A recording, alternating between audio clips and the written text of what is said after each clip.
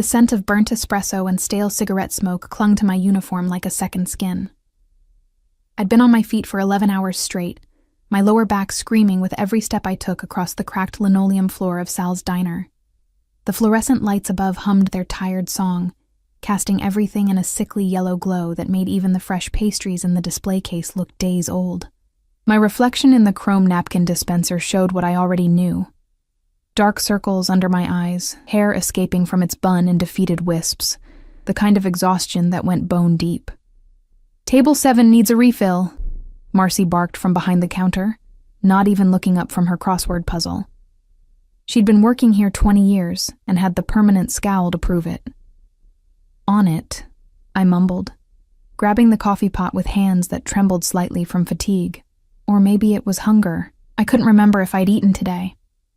Probably not. The tips had been terrible this week, and I was still $300 short on rent. Again. The diner was nearly empty at this hour, just past 9 on a Wednesday night. A trucker at the counter nursing his third cup of coffee. An elderly couple sharing a piece of pie. And then there was table 7. I'd noticed them the moment they walked in. Even though I'd been trying hard not to look, you couldn't help but notice. The woman entered first, and the entire diner seemed to hold its breath. She moved like she owned every inch of space she occupied, tall, sharp as a blade in a designer coat that probably cost more than I made in 6 months. Her dark hair was pulled back so severely it looked painful. And her eyes, God, her eyes were cold. Predatory. The kind of eyes that evaluated your worth in half a second and found you wanting. Behind her came 2 men in dark suits, their jackets cut just loose enough to hide what I suspected were weapons. They flanked her like shadows, their gazes constantly scanning the room with a vigilance that made my skin prickle. I'd heard whispers, of course. Everyone in this part of the city had. Valentina Russo, the wife of Marco Russo, head of the Italian Mafia family that controlled everything from the docks to the downtown casinos. She was known for being just as ruthless as her husband, maybe more so. There were stories, the kind people only told in hushed voices, late at night, when they'd had too much to drink. A woman who'd looked at Valentina the wrong way at a charity gala had her business burned to the ground within a week. A man who'd tried to cheat the Russo family in a business deal had simply disappeared. And now she was sitting in Sal's diner, in my section, looking at the plastic-covered menu, like it might contaminate her perfectly manicured hands. I approached the table with the coffee pot, trying to make myself as small and invisible as possible. "Good evening. Can I get you something to drink while you decide?" Valentina didn't even glance up. "Espresso, if this place is capable of making one that doesn't taste like motor oil." Her voice was silk wrapped around steel. "Beautiful and dangerous. I'll do my best," I stammered, hating how weak I sounded. One of the bodyguards, the larger one with a scar cutting through his left eyebrow, leaned forward. "Make sure you do." I nodded quickly and turned to leave, but Valentina's voice stopped me cold. "Wait." I froze, every muscle in my body tensing. Slowly I turned back around. She was looking at me now, really looking, and I felt like a butterfly pinned to a board.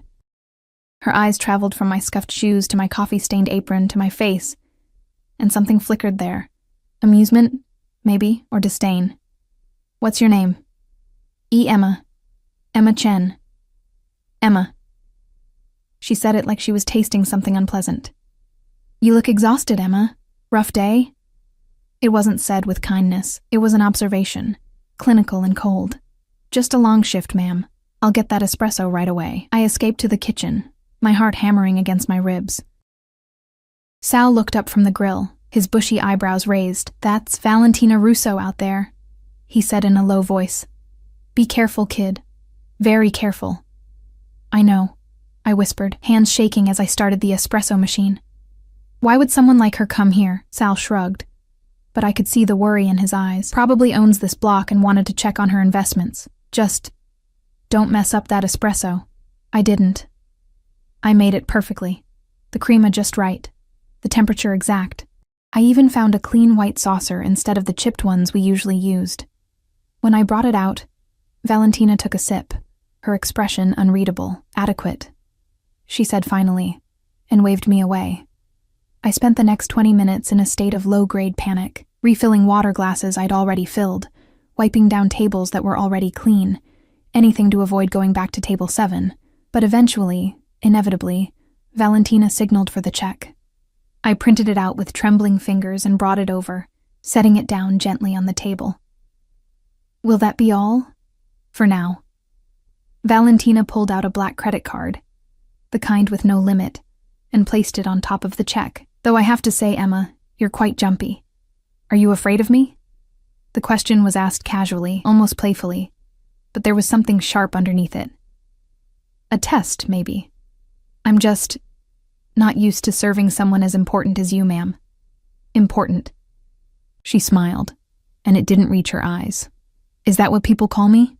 I didn't know how to answer that, so I just took the credit card and hurried back to the register. My hands were shaking so badly it took me 3 tries to swipe it correctly. When I returned with the receipt and a pen, Valentina signed with a flourish and stood, her bodyguards immediately moving into position around her. She paused next to my station, and I felt her eyes on me again, that cold, evaluating stare. You know, Emma, you should be more confident. This world eats up timid little things like you. She reached out and, before I could react, tucked a strand of my hair behind my ear. The gesture was almost tender, but her touch was cold. It would be a shame if something happened to you. Then she was gone, sweeping out of the diner with her entourage, leaving behind the faint scent of expensive perfume and menace. I stood there, frozen, my ear tingling where she'd touched me. Holy hell, Marcy breathed from behind the counter. Did Valentina Russo just threaten you or hit on you? I honestly can't tell. Neither can I whispered. But when I looked down at the receipt, my blood ran cold. She'd left a $1,000 tip and written at the bottom, in elegant script, "Be more careful next time." I had no idea what that meant. I'd been nothing but careful. What had I done wrong? The diner door chimed again, and I looked up, expecting another late-night customer. Instead, I saw something that made my stomach drop. A black SUV was parked across the street, its windows tinted so dark they looked like voids, and standing next to it, bathed in the glow of the streetlight, was a man I'd never seen before. He was tall, well over 6 feet, and built like he could break someone in half without much effort. But it wasn't his size that made me stare. It was the way he held himself, the absolute stillness of someone who was completely in control. He wore a dark suit that fit him perfectly, expensive and understated, and even from this distance I could see the sharp lines of his face. The dark hair swept back from his forehead, and he was looking directly at me. Not at the diner, not at the street, at me. Our eyes met through the window, and something electric shot down my spine. His gaze was intense, almost predatory, but different from Valentina's cold assessment. This was heat. Dark, dangerous heat that made me feel like I was standing too close to a fire. Then he smiled, just a slight curve of his lips, and reached into his jacket. For one terrifying moment, I thought he was going to pull out a gun. But instead, he withdrew a phone, glanced at the screen, and then looked back at me. The smile widened just a fraction, and then he climbed into the SUV. As it pulled away, I realized I'd been holding my breath. Emma? Marcy's voice seemed to come from very far away. You okay? You look like you've seen a ghost. I'm fine, I lied, but my hands were shaking worse than before as I cleared table 7. That's when I saw it. Valentina had left something behind. Tucked under the salt shaker was a small business card, cream-colored and elegant. I picked it up with fingers that felt numb. There was no name on it, no business, just a phone number embossed in gold, and below it, a single word in Italian, Chiamami. Call me. I shoved the card into my apron pocket like it might burn me and finished my shift in a daze. By the time I locked up the diner at 11, my mind was spinning with questions I didn't want to ask. Why had Valentina Russo come to a rundown diner in this part of town? Why had she left me $1,000 and a card? And who the hell was the man in the SUV? I should have thrown the card away. I should have forgotten the whole thing. But as I walked to the bus stop in the cold October night, my fingers kept finding it in my pocket, tracing the embossed letters like they held some secret I desperately needed to understand. The bus was late, as usual. I stood under the flickering streetlight, exhaustion settling into my bones like concrete. Tomorrow I'd have to be back at the diner at 6 a.m., the day after that too, and the day after that. An endless cycle of coffee pots and rude customers and tips that were never quite enough to make ends meet. This world eats up timid little things like you. Valentina's words echoed in my head, mixing with the rumble of an approaching engine, but it wasn't the bus. The black SUV pulled up to the curb in front of me, and my heart stopped. The back window rolled down with a quiet hum, and there he was, the man from before, even more intimidating up close. In the dim light, I could make out details I'd missed before. The sharp angle of his jaw, the slight crook in his nose that suggested it had been broken at least once, the way his dark eyes seemed to see right through me. Emma Chen. His voice was deep, rougher than I'd expected, with just a hint of an Italian accent. Get in the car. It wasn't a request. I don't know you. I know you don't know me.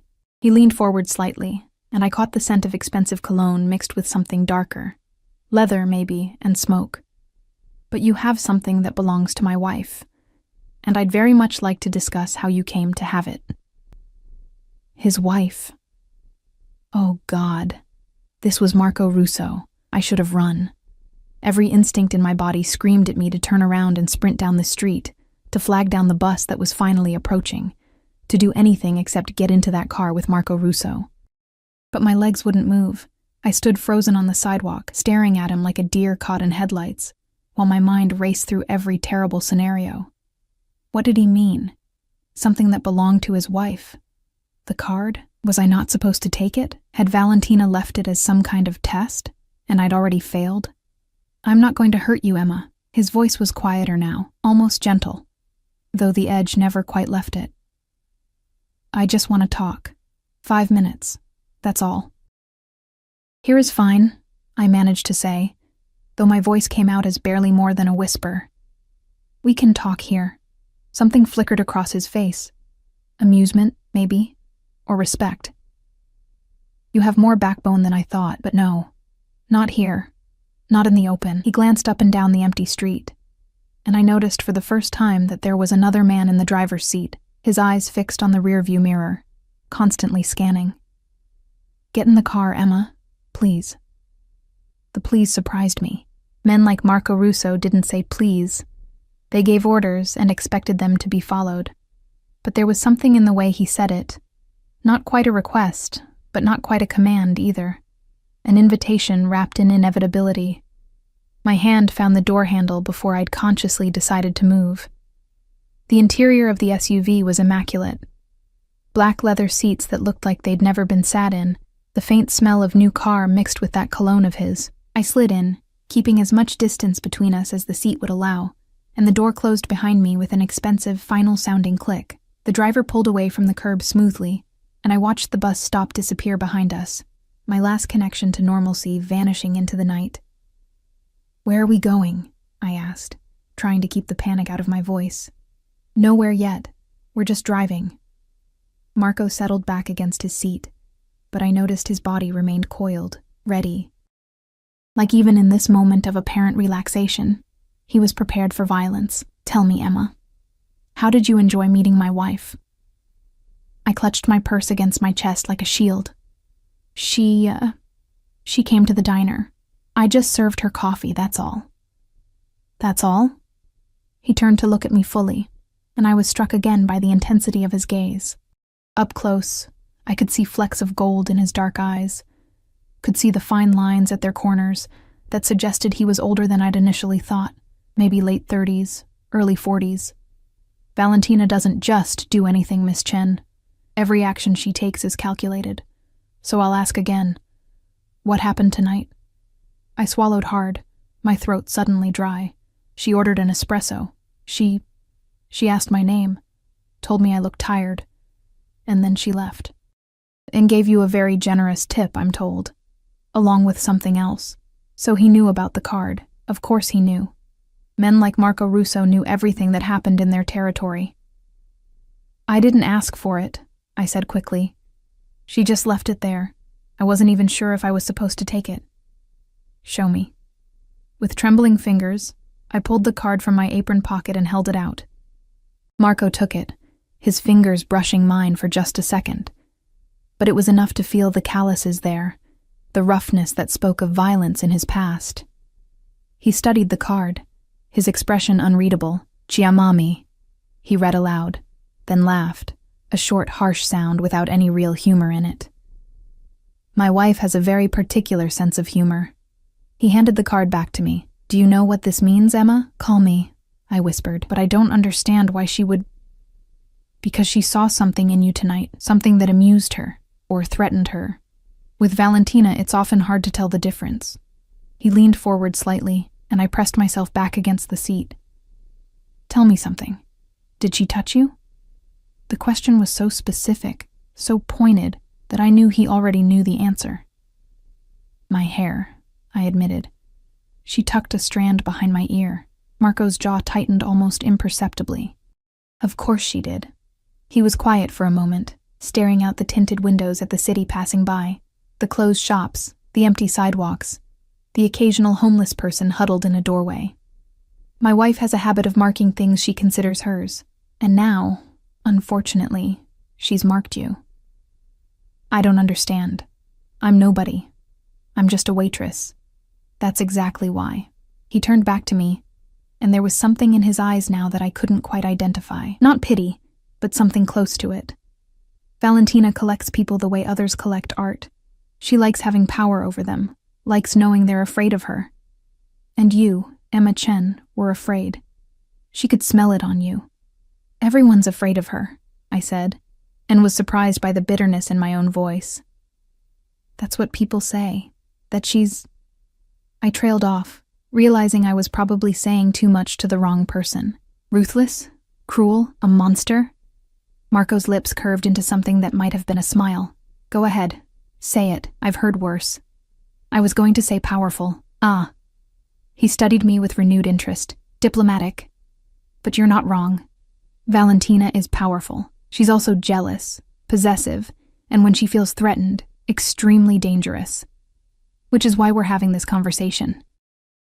The SUV turned down a street I didn't recognize, heading away from my neighborhood and toward the waterfront. My pulse quickened. I still don't understand what I did to threaten her. I served her coffee. That's it. "You existed," Marco said simply. "You were young, pretty in an understated way, and completely unaware of your own appeal. That's catnip to Valentina. She'll want to break you, just to prove she can. Unless..." "Unless what?" He was quiet for a long moment, his expression thoughtful. "Unless I break you first." The words hung in the air between us, and I felt my blood turn to ice. "Please," I whispered. "I don't want any trouble. I'll throw away the card. I'll forget this ever happened. I'll quit my job and move if I have to." "Shh." The sound was surprisingly gentle. "I didn't mean it like that.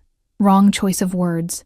He ran a hand through his dark hair, and for the first time, I saw a crack in his composure. "I'm trying to help you, Emma, though I'm doing a terrible job of explaining it. Let me start over." The driver's phone rang, and he answered in rapid Italian. Marco listened, his expression darkening, then barked out a response that made the driver flinch. When he turned back to me, some of the intensity had returned to his face. "Change of plans. We need to make a stop." "What kind of stop?" "The kind where you stay in the car and don't ask questions." The SUV pulled up in front of what looked like an abandoned warehouse on the waterfront. The area was dark, the only light coming from a few scattered street lamps that cast long shadows across the cracked pavement. 3 other cars were already there, their occupants standing in a loose circle, smoking and talking in low voices. Marco reached into his jacket, that same gesture I'd seen earlier, and this time he did pull out a gun. It was sleek and black and terrifying, and he checked it with the casual efficiency of someone who'd done it 1,000 times before. "Stay here," he said to me, his voice hard now. "All business. Don't leave this car for any reason. Lock the doors after I get out. If anything happens, and I mean anything, you tell Tony to drive. He'll get you somewhere safe." "What's going to happen?" I asked, my voice small. "Hopefully nothing. But in my business, It's best to be prepared. He opened the door, then paused. And Emma, if Valentina calls you, and she will, don't answer. Not until I tell you it's safe. Then he was gone, striding toward the group of men with a confidence that made them all straighten up. I heard the click of the locks engaging, and Tony, the driver, caught my eye in the rearview mirror. Don't worry, Signorina, he said in heavily accented English. The boss, he knows what he's doing. I watched through the tinted window as Marco approached the group. There was a brief exchange of words, and then one of the men, shorter, stockier, with a face that looked like it had been on the wrong end of too many fists, stepped forward, gesturing angrily. Marco remained perfectly still, but I could see the tension in his shoulders, the way his hand stayed close to where he'd tucked the gun. The argument escalated. The stocky man got closer, jabbing his finger toward Marco's chest. And then, so fast I almost missed it, Marco moved. One moment they were arguing. The next, the stocky man was on the ground, Marco's knee on his back, and the gun pressed against the base of his skull. The other men scattered, some reaching for their own weapons, but Tony was already opening his door, his own gun out, and pointed at them. Madonna, Tony breathed. This is not good. What's happening? I asked, my voice shaking. That man on the ground, Sal Benedetti. He works for the Corsini family. If Mr. Russo kills him, there will be war. I watched in horror as Marco said something to the man beneath him, too quiet for me to hear, but clearly menacing based on how Benedetti went rigid. Then Marco stood up, holstered his gun, and walked back to the SUV as calmly as if he'd just been discussing the weather. He slid back into the seat next to me, not a hair out of place, though I could see his chest rising and falling a bit faster than before. Apologies for that interruption, he said, as Tony pulled away from the warehouse. Business matters. You almost killed that man. Almost. But I didn't. That was the point. He looked at me, and something in his expression softened. You're shaking. I was. My whole body was trembling, adrenaline coursing through my veins even though I'd been safe in the car the entire time. I've never seen anything like that before. And if I have my way, you never will again. He reached out slowly, giving me time to pull away, and when I didn't, he took my hand in his. His palm was warm, solid, grounding. Listen to me carefully, Emma. I need you to understand something. The world I live in, the world Valentina lives in, it's not like yours. It's violent and cruel, and there are no second chances for weakness, but you don't belong in it. He trailed off, studying our joined hands like he was trying to figure out a puzzle. I'm what? Innocent, he said finally. And that's so rare in my life that I barely recognize it anymore. He squeezed my hand gently, then let go, leaving me feeling strangely bereft. I'm going to take you home now, and tomorrow, you're going to quit your job at Sal's Diner. I can't quit. I need the money. You'll have a new job. Better pay, safer location. I own a gallery in the arts district. They need someone to manage the front desk. It's easy work, and you'll make 3 times what you're making now. I don't understand. My head was spinning. Why are you doing this? You don't even know me. Because my wife has decided to play with you, Marco said, his voice going hard again. And when Valentina plays with something, she usually breaks it. I'm trying to keep you out of her reach. By putting me in a job you control? That's still within your reach. Within her reach. He smiled then. A real smile. Not the cold curve of lips I'd seen before. It transformed his entire face, made him look younger, almost boyish. You're smarter than you pretend to be, aren't you? Yes, you'll be in my reach. But I'm offering protection, Emma. Valentina hurts people. I just try to keep the damage to a minimum. The SUV pulled up in front of my apartment building, a rundown 4-story walk-up with peeling paint and a front door that didn't lock properly. Next to the gleaming SUV, it looked even more pathetic than usual. This is where you live? Marco asked, his voice carefully neutral. It's what I can afford. He was quiet for a moment, staring up at the building. 3rd floor, apartment 3C. You have a roommate named Jessica who works nights at the hospital. You're behind on rent by $300, and your landlord has threatened to evict you twice this year. You eat 1 meal a day because you send most of your money back to your mother in California, who has early onset Alzheimer's and lives in a care facility that costs more than you make in a month. The blood drained from my face. How do you... I know everything about you, Emma Chen. I've known since the moment my wife walked into that diner and took an interest in you. That's what I do. I gather information. I assess threats. I protect what's mine. He turned to look at me, and there was something fierce in his eyes. And I've decided you're mine now, which means Valentina can't have you.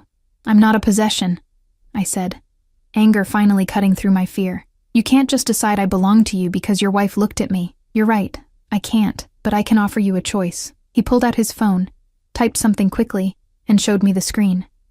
It was a bank transfer confirmation. $50,000 to my account, that's yours. No strings, no obligations. Enough to catch up on your rent, pay your mother's care facility for the next 6 months, and have something left over for yourself. Take it and disappear.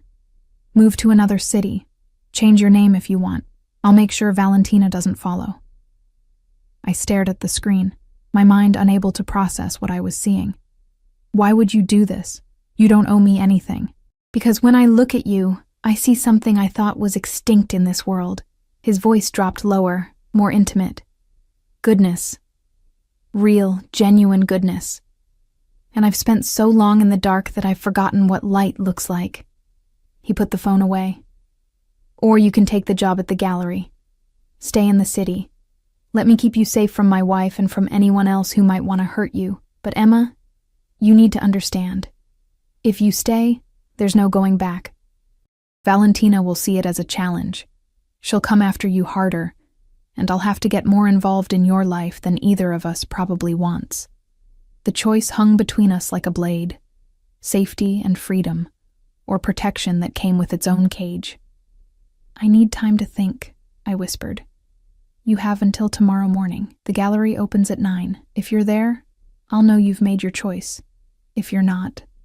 He opened the car door for me, ever the gentleman despite everything. Then I'll wire you the money and you'll never see me or Valentina again. I stepped out onto the sidewalk, my legs unsteady. Mr. Russo. Marco, he corrected. If we're going to do this, you should call me Marco. Marco, I repeated, and the name felt strange on my tongue. Thank you. For the warning. For the choice. For not being what I expected. Something flickered across his face. Surprise, maybe. Or pleasure. Don't thank me yet, Emma. You might regret this conversation by morning. The SUV pulled away, leaving me standing alone in front of my building, my mind reeling and my apron pocket heavy with a card that had somehow changed everything. I climbed the 3 flights of stairs in a daze, unlocked my apartment door, and found Jessica asleep on the couch, still in her scrubs from the hospital. She'd left a note on the fridge, leftover pizza in the box if you're hungry. Don't forget rent is due in 3 days. 3 days. $50,000, a gallery job, a mafia boss who'd somehow appointed himself my protector, and his wife, who'd marked me as her newest toy. I pulled out my phone and checked my bank account, not really believing it would be there. But it was. $50,000, deposited 2 hours ago. Real, tangible, life-changing.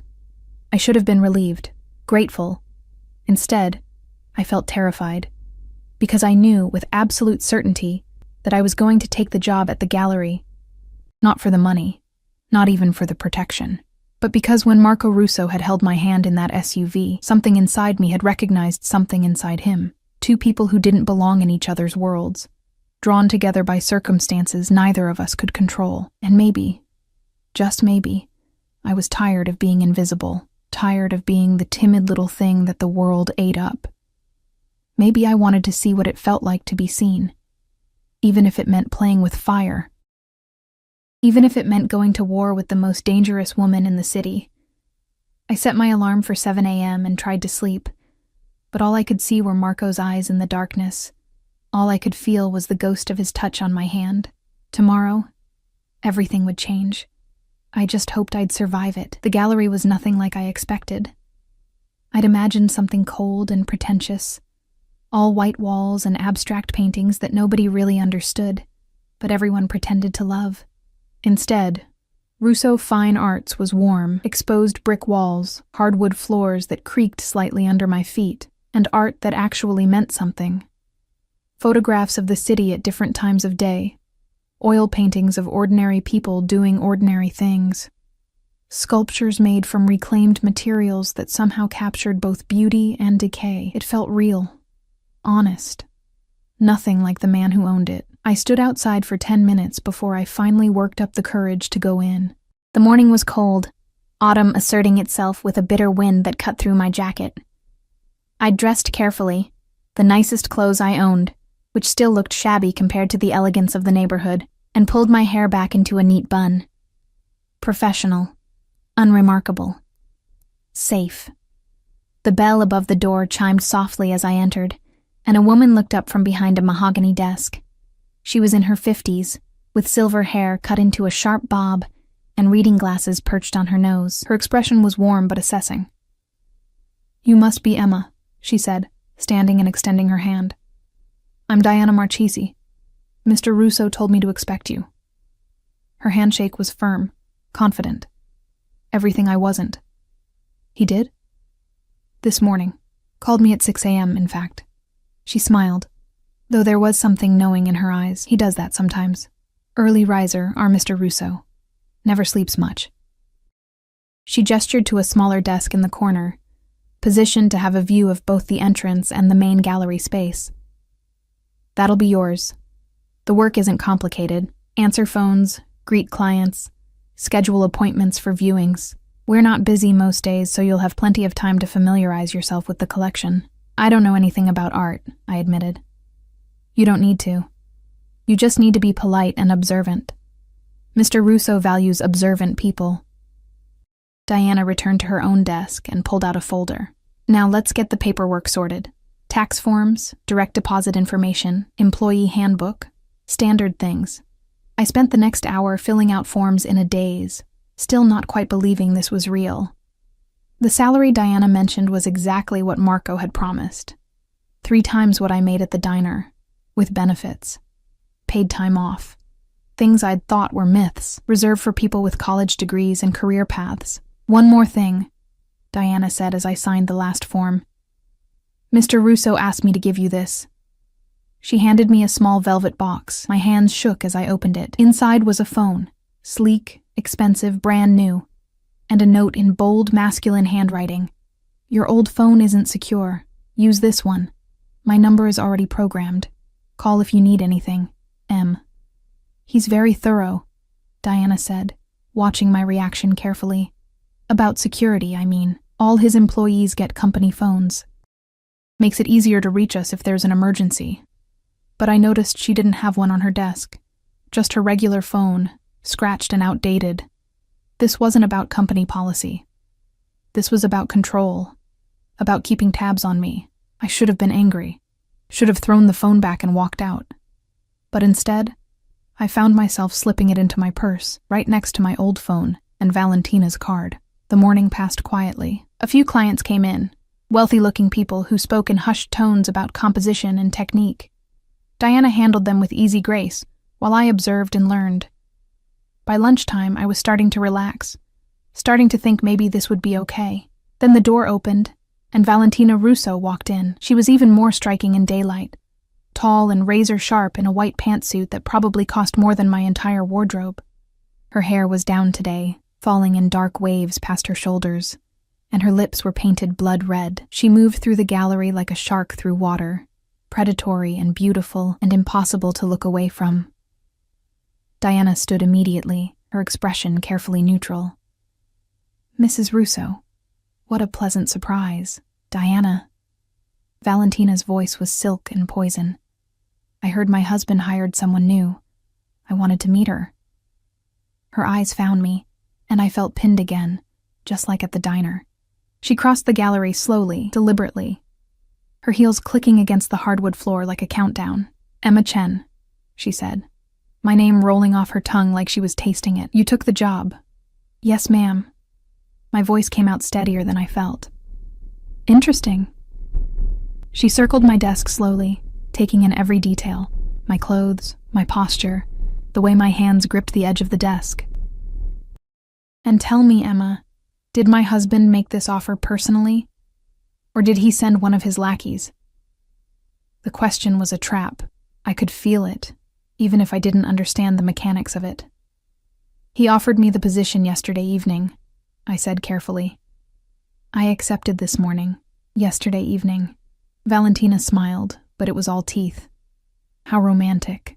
A late-night meeting, a job offer, a rescue from your miserable little life. Marco does love playing the hero. She leaned against my desk, close enough that I could smell her perfume, something expensive and suffocating. But let me tell you something about my husband, Emma. He doesn't do anything without a reason, and his reasons are never as noble as they seem. Mrs. Russo, Diana interjected carefully. Perhaps we could discuss this in the back office. No. Valentina didn't even look at her. I think Emma and I should get to know each other better. After all, if she's going to be working in my husband's gallery, spending time in his space, she should understand how things work. She reached out and tucked that same strand of hair behind my ear, just like she had at the diner. Tell me, sweet Emma, has Marco touched you yet? My face burned. No. Of course not. Of course not, Valentina repeated mockingly, because he's such a gentleman, so respectful, so careful. Her hand moved from my hair to my chin, tilting my face up to meet her gaze. Her grip was gentle but firm, impossible to break without making a scene, but he will.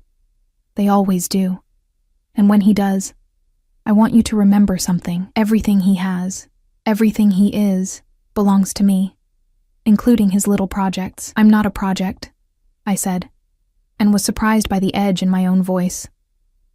Valentina's eyes widened slightly, and then she laughed, a genuine sound of delight. Oh, she has some fire after all. How wonderful. She released my chin, but didn't step back. I'm going to enjoy watching you, Emma Chen. Watching you try to navigate this world you don't understand. Watching you realize that you're in over your head. And watching you break. That's enough. Marco's voice cut through the tension like a blade. I hadn't heard him enter, but there he was, standing in the doorway with two of his men behind him. He was dressed in a dark suit, perfectly tailored, and there was something different about him in the daylight. More solid, more real, somehow more dangerous. Valentina turned slowly, her expression shifting into something almost pleasant. Marco, I was just welcoming your new employee. You were intimidating her. He crossed the gallery in long strides, positioning himself between us. Diana, take your lunch break. Emma, go with her. But I just started, I began. Now? Marco said, his tone brooking no argument. Diana grabbed her purse and practically dragged me out of the gallery. We ended up at a small cafe 2 blocks away, and she ordered us both coffee with the efficiency of someone who'd done this before. How long have you worked for him? I asked when we were seated. 15 years. Diana stirred sugar into her coffee. Since before he married Valentina. What's she like? Really? Diana was quiet for a long moment, choosing her words carefully. She's brilliant, ruthless, and deeply, deeply insecure, though she'd kill anyone who suggested it. She came from nothing, grew up in the slums of Naples, clawed her way up through various criminal organizations until she caught Marco's attention. He married her 5 years ago, thinking she'd be an asset to his business. And she has been. But she's also... Diana trailed off. Dangerous, I finished. More than you know. Diana met my eyes. Emma, I don't know what happened between you and Mr. Russo, and I'm not going to ask, but you need to understand something. Valentina sees you as a threat now. Not because of anything you've done, but because Marco went out of his way to protect you.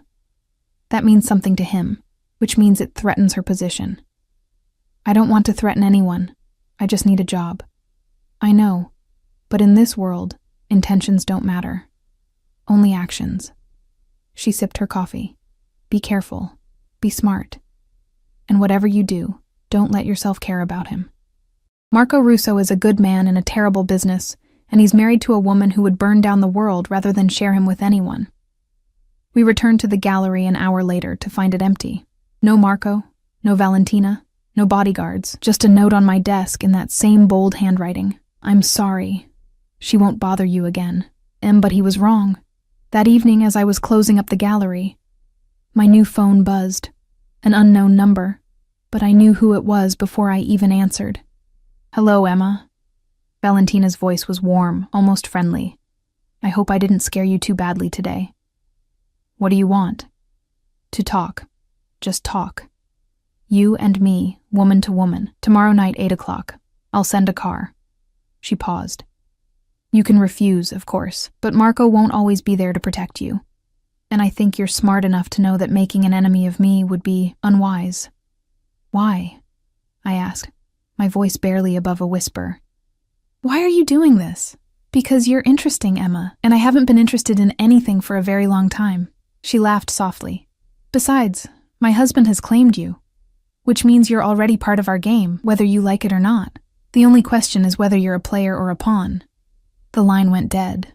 I stood there in the empty gallery, surrounded by beautiful art and elegant architecture, and felt the walls closing in. Marco had promised protection, but what he'd really done was paint a target on my back. Valentina had marked me, and now she was circling, waiting for the right moment to strike. I should call Marco, should tell him about Valentina's invitation, should let him handle it. But Diana's words echoed in my mind. "Don't let yourself care about him."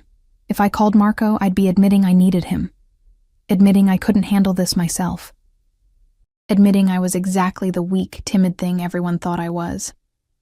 So instead, I locked up the gallery, took the bus home, and spent the night staring at the ceiling, wondering if I'd just made the biggest mistake of my life. Tomorrow night, I'd meet Valentina Russo on her terms, without Marco, without protection, just me and the most dangerous woman in the city.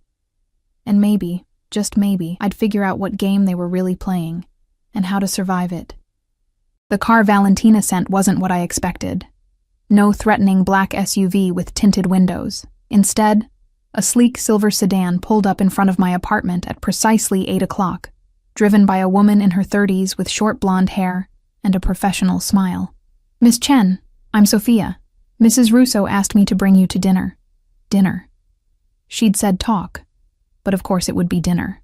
Everything with these people was wrapped in layers of civility that barely disguised the violence underneath. I'd dressed carefully. A simple black dress I'd bought years ago for a job interview I never got. My hair down for once. Minimal makeup. I wanted to look composed, not like I'd spent the entire day terrified and second-guessing this decision. I hadn't told Marco, hadn't even touched the new phone he'd given me. This was between Valentina and me, and I needed to handle it myself. The drive took us to the waterfront, to a restaurant I'd only seen in magazines, the kind of place where reservations were made months in advance, and the cheapest bottle of wine cost more than my weekly paycheck. Sophia led me through the main dining room, where wealthy patrons barely glanced up from their plates, and into a private room at the back. Valentina sat alone at a table set for two, a glass of red wine in her hand. She'd changed since the gallery, now wearing a black dress that hugged every curve, her hair pulled back into an elegant twist. She looked like something out of a fashion magazine, untouchable and perfect. "Emma." She smiled and gestured to the chair across from her. "I'm so glad you came. I was worried Marco might try to stop you." "He doesn't know I'm here," I said, taking my seat. Her smile widened. "Even better. Please, have some wine. It's a 1995 Barolo, one of my favorites." A waiter appeared from nowhere and poured me a glass. The wine was deep red, almost black, and when I sipped it, the taste was complex. Dark cherries and leather, and something earthy I couldn't identify. It probably cost more than my rent. "Do you like it?" Valentina asked, watching me over the rim of her own glass. "It's very good. But you don't really taste it, do you? You're too nervous." She set down her glass and leaned forward. "Relax, Emma. I'm not going to hurt you. Not tonight, anyway. Tonight, I just want to understand you." "Understand me?" "Yes. You see, when Marco brought you into our lives, I was curious. What could possibly be so special about a waitress from a rundown diner that my husband would go to such lengths to protect her?" She tilted her head, studying me. "At first, I thought maybe you were lovers, that he'd been visiting you in secret, that this was just another affair. But no, Marco hasn't touched you, I can tell. He wants to, but he hasn't. My face burned. There's nothing between us. Not yet. But there will be. She said it with such certainty, such casual cruelty. My husband has a weakness for broken things. He likes to fix them, protect them, make them his. And you, Emma, are very broken, aren't you? The words hit harder than they should have. I'm not broken. Your mother is dying slowly in a care facility you can barely afford. Your father left when you were 12. You work yourself to exhaustion for tips that never quite cover your bills. You have no friends, no life, no future. Valentina's voice was almost gentle. That sounds pretty broken to me. How do you know all that? Please. The moment Marco took an interest in you, I had you investigated. I know everything, Emma. Your bank account balance, your credit score, the fact that you cry yourself to sleep some nights thinking about your mother, the fact that you're so desperately lonely you can barely stand it. She paused. I even know about the baby. My blood ran cold. What baby? Oh, come now. Don't play stupid. You were pregnant 3 years ago, 20 weeks along when you lost it. The father, some musician you met at a bar, disappeared the moment you told him. You were working 2 jobs trying to save up for the baby, and then one day you woke up bleeding and it was just gone. Valentina's eyes glittered. You never told anyone. Not your mother, not your roommate. You just went back to work the next day like nothing happened. I couldn't breathe. Couldn't think. That was my deepest pain, my most private tragedy, and she'd just thrown it in my face like it was nothing. Why? I whispered. Why would you bring that up? Because I want you to understand something. Valentina leaned back in her chair, perfectly composed. I know pain, Emma. Real pain. I grew up in a brothel in Naples. My mother was a prostitute, and when I was old enough, barely 13, she tried to sell me to the same men who used her. So I killed her, slit her throat while she slept and ran. She said it so casually, like she was discussing the weather. I stared at her, horror and fascination warring inside me. I spent years on the streets, doing things I'm not proud of to survive. I stole, I lied, I seduced powerful men and robbed them blind. I clawed my way up through organizations that would have killed me without a second thought, all to get to where I am now. She took another sip of wine. So when I look at you, soft, sheltered, naive little Emma, I see everything I had to destroy in myself to survive, and I hate you for it. Then why am I here? I asked.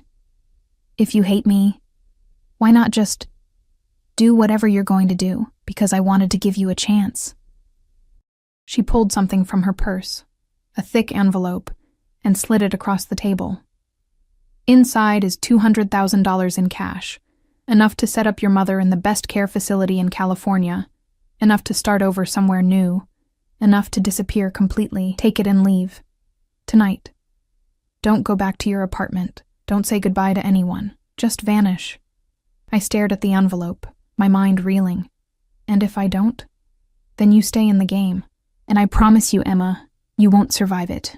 Valentina's voice was cold now, all pretense of warmth gone. Marco thinks he can protect you, but he can't. Not from me. Not from the life we live. You'll be used, broken, and discarded. Or worse, you'll become like me. And trust me, you don't want that. My hands shook as I reached for the envelope. $200,000, my mother's care, a new life, freedom. All I had to do was run. But then I thought about Marco's eyes in the SUV, the way he'd held my hand, the way he'd looked at me like I was something precious, something worth protecting, and I thought about his words. When I look at you, I see something I thought was extinct in this world. Goodness. No, I said, pushing the envelope back across the table. Valentina's expression didn't change, but something flickered in her eyes. No, I'm not running. I didn't ask to be part of whatever this is between you and Marco, but I'm not going to let you chase me away because you're afraid. Afraid? The word came out sharp, dangerous. Of what exactly would I be afraid? Of losing him. The words came out before I could stop them. But once I started, I couldn't stop. You said Marco has a weakness for broken things he wants to fix. But maybe his real weakness is that he's trapped in a marriage with someone who sees everything as a transaction. Maybe he's tired of living in a world where love is just another form of currency. The silence that followed was deafening. Valentina stared at me, her face absolutely still, and I realized I might have just signed my own death warrant. Then slowly, she started to laugh. Not the cruel, mocking laugh from before, but something genuine, almost admiring. "Oh, Emma, you really have no idea what you've just done, do you?" She stood, smoothing down her dress. "I offered you a way out. I tried to be merciful, but you've chosen to stay and fight, which means the gloves come off." She leaned down, her face inches from mine. "Marco might think you're special, but you're not. You're just another naive girl who thinks she can change a man like him. And I'm going to enjoy watching him break your heart." She straightened and walked toward the door, then paused. "Oh, and Emma, that money your dear husband deposited in your account. It came from a drug shipment that killed 17 people when it was stolen from a rival family. Every dollar you've spent is soaked in blood. Sleep well." Then she was gone, leaving me alone in the private room with a half-empty glass of wine and the envelope of money still sitting on the table. I sat there for a long time, my mind spinning. Everything she'd said about my past, about the baby, about the money, it was all designed to break me, to make me feel dirty and compromised. And it had almost worked, but something else was happening too.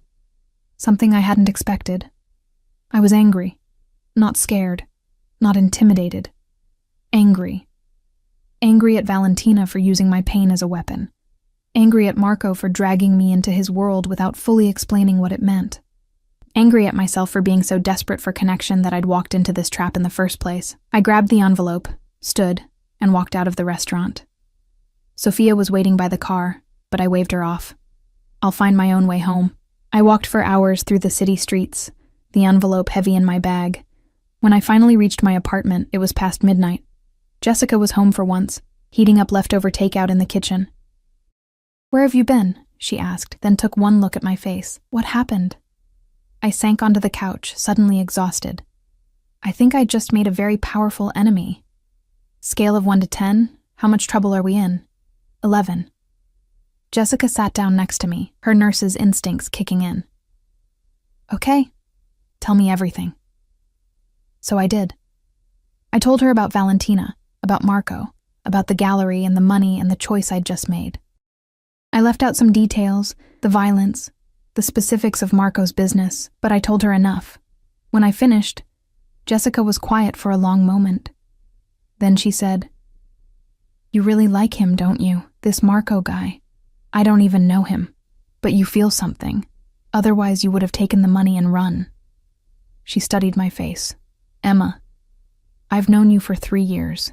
You're the most careful person I've ever met. You don't take risks. You don't make waves.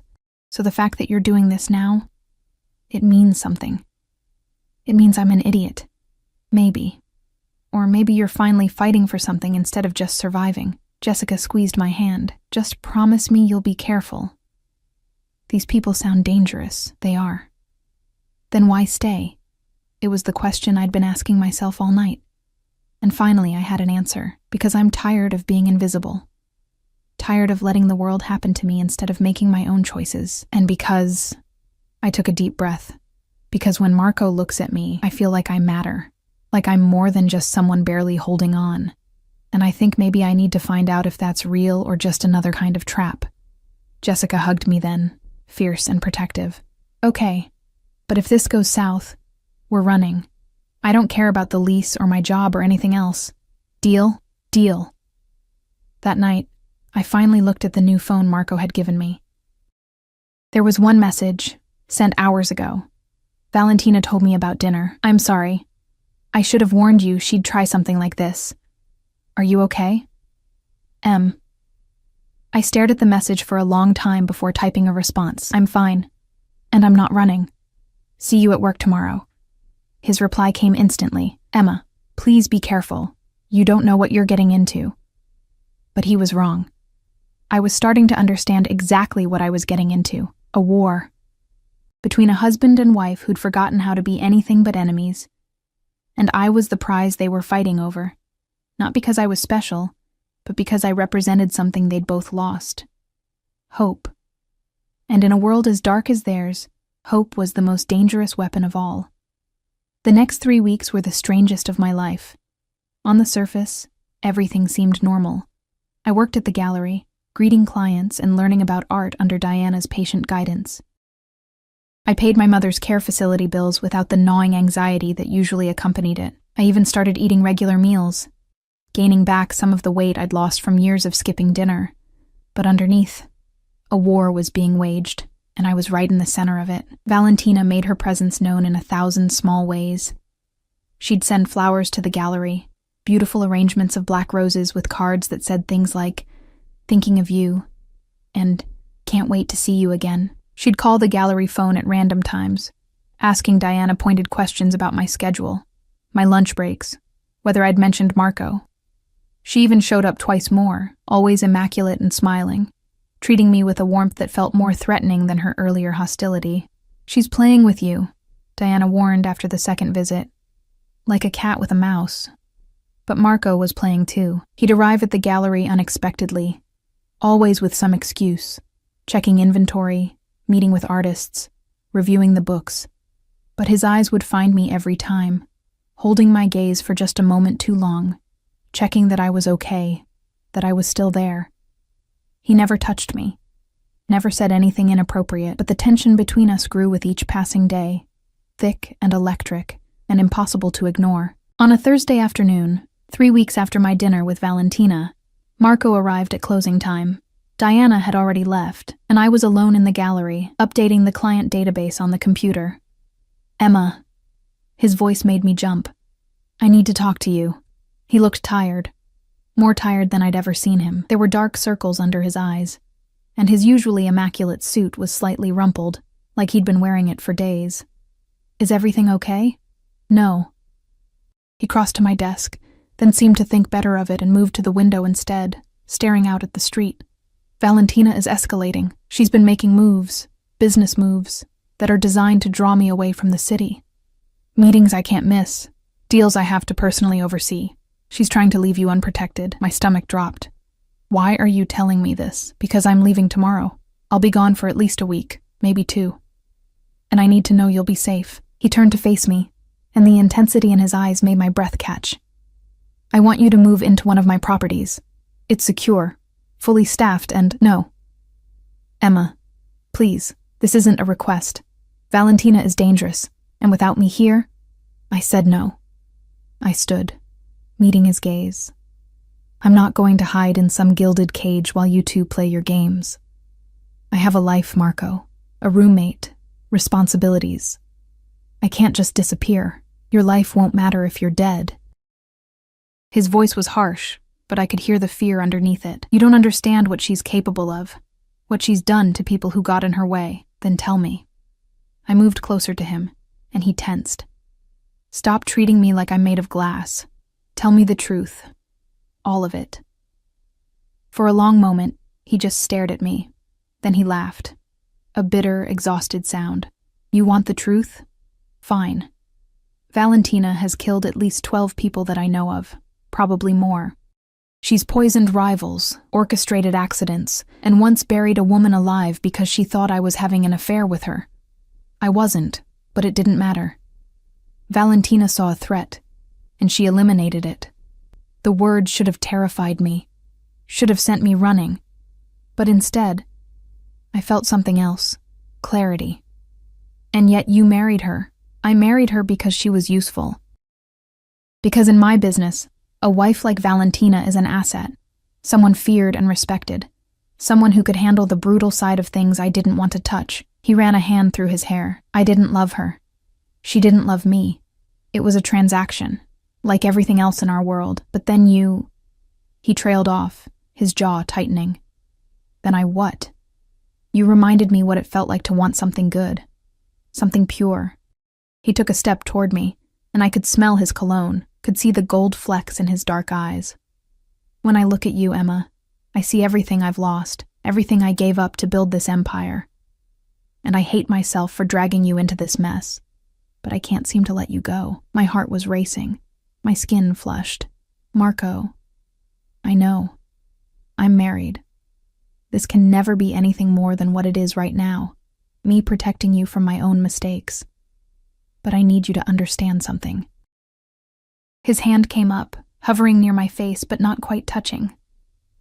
If something happened to you because of me, because of this world I forced you into, I couldn't live with it.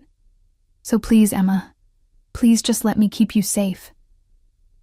I should have stepped back, should have maintained the professional distance we'd carefully preserved, but instead, I reached up and caught his hand, pressing it against my cheek. I'm not afraid of Valentina, I said softly. I'm afraid of this, of what I feel when you look at me, of wanting something I can't have. Marco's eyes darkened, and for one electric moment I thought he was going to kiss me. His thumb traced along my cheekbone, and I felt the tremor in his hand, the restraint it was taking for him not to close the distance between us. Then his phone rang, shattering the moment. He answered it, his expression hardening as he listened. When he hung up, he looked older, more worn. I have to go. There's been an incident at one of the warehouses. He squeezed my hand once, then let go. Think about what I said, about moving somewhere safe. I will. It was a lie, and we both knew it. After he left, I sat alone in the gallery for a long time, my cheek still warm where he'd touched it. I was in love with him. The realization hit me like a physical blow. I was in love with a married man, a criminal, someone whose world was built on violence and blood money, and worse, I think he was falling for me too. That night, I couldn't sleep. I paced my apartment until Jessica threatened to sedate me, then finally grabbed my coat and went for a walk. The city was quiet at 2 a.m., just the occasional car passing and the distant wail of sirens. I found myself at the waterfront, staring out at the dark water and thinking about choices, about the life I'd been living before Marco. Small, safe, invisible. And the life I was living now, terrifying and complicated, and more alive than I'd felt in years. Beautiful night, isn't it? I spun around to find Valentina standing behind me, alone for once, wearing jeans and a leather jacket like a normal person, but her eyes were the same, cold and calculating and dangerous. Are you following me? I asked, my voice steadier than I felt. No need. I knew you'd come here eventually. People in crisis always seek out water. Something about the vastness of it makes their problems seem smaller. She moved to stand beside me, both of us facing the water. Marco left today. I know. And yet you didn't go with him, didn't take his offer of protection. Why? I thought about lying, about giving her some safe, diplomatic answer. But I was tired of being diplomatic. Tired of being afraid. Because I won't let you win by default. If you want me gone, you'll have to make me leave. And I don't think you will. Valentina turned to look at me, surprise flickering across her face. Oh? And why is that? Because you're not actually afraid I'll steal Marco. You're afraid of what I represent, proof that he's capable of caring about someone. That maybe he wasn't always the cold, calculating man you married. And if he can care about me, it means he could have cared about you. Which means you drove away the one thing you actually wanted. The slap came so fast I didn't see it coming. My head snapped to the side, my cheek exploding with pain, and I tasted blood where my teeth had cut into my lip. For a moment, we just stared at each other. Me holding my burning cheek, Valentina breathing hard, her hand still raised. Then slowly, she lowered her hand. You're right, she said quietly. I did drive him away. Every day I drove him further with my jealousy, my cruelty, my need to control everything. And now he looks at you the way he used to look at me, back when we first met, before I showed him what I really was. There were tears in her eyes, actual tears. I'd never thought I'd see Valentina Russo cry. I don't want to take him from you, I said, my voice shaking. I never wanted any of this. I know. That's what makes it worse. You're not trying to seduce him or manipulate him. You're just yourself. Good and kind and everything I had to kill in myself to survive. She wiped her eyes roughly. Do you know what he told me the night before he married me? He said he admired my strength. That I was the kind of woman who could stand beside him in this world. But he never said he loved me, not once in 5 years. Valentina? No. Let me finish. She took a shaky breath. I came here tonight to kill you. I have a gun in my jacket pocket. I was going to shoot you and dump your body in the water, and Marco would never prove it was me. But standing here, talking to you, I realized something. Killing you won't bring him back to me. It won't make him look at me the way he looks at you. It'll just prove that I'm exactly the monster he thinks I am. She pulled out the gun, sleek and black, just like Marco's. And for one terrifying moment, I thought she'd changed her mind. But instead, she turned and threw it into the water. It disappeared with a small splash, swallowed by the darkness. Go home, Emma, Valentina said tiredly. You've won. I don't know how, but you've won. This wasn't a game I wanted to play. I know.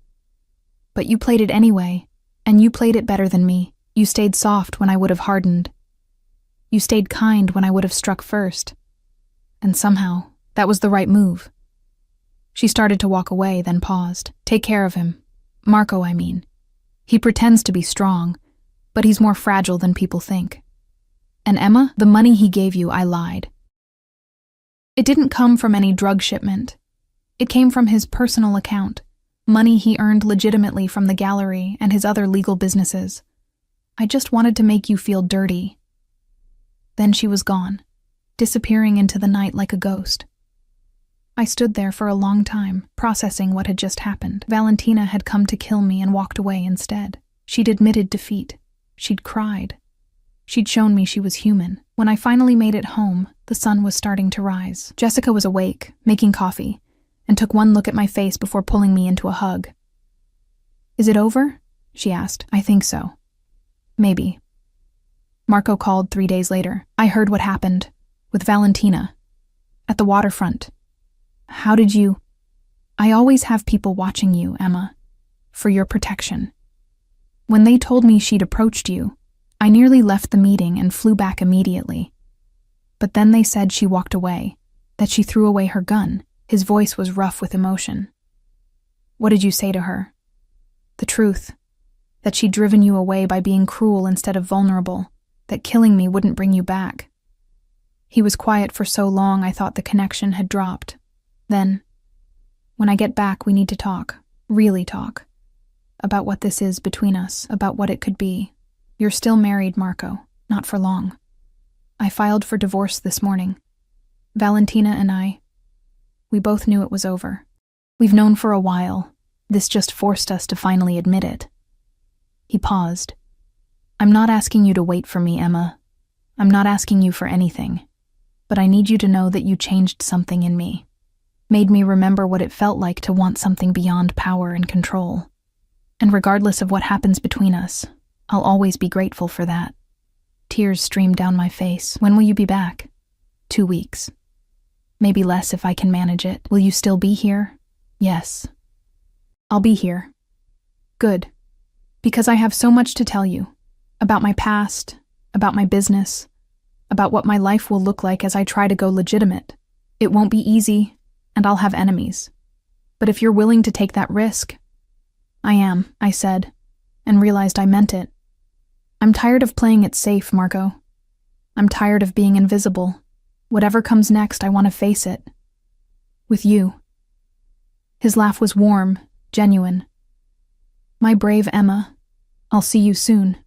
The next 2 weeks passed in a strange, suspended state. I worked at the gallery, which felt different now. Lighter somehow, like a weight had been lifted. Diana noticed the change and smiled but didn't ask questions. Valentina filed for divorce 3 days after Marco. The news spread through the criminal underworld like wildfire. The Russos were splitting, and everyone was scrambling to figure out what it meant for their own positions.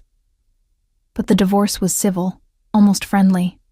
Valentina kept her own businesses and connections, and Marco kept his. They divided their empire with the cold efficiency of business partners, not scorned lovers. She came to the gallery once more, a week before Marco was due to return. She looked different, softer somehow, her sharp edges just slightly dulled. I'm moving to Naples, she told me. Going back to where I started, but this time with money and power. Maybe I'll finally figure out who I am without Marco to define me. "I hope you find what you're looking for," I said, and meant it. "You too, Emma. You too." She paused at the door. "One piece of advice, though. Don't let him consume you. Don't make yourself small to fit into his world. He fell for you because you're different from all of us. Don't lose that trying to become what you think he needs." "I won't." "Good." She smiled.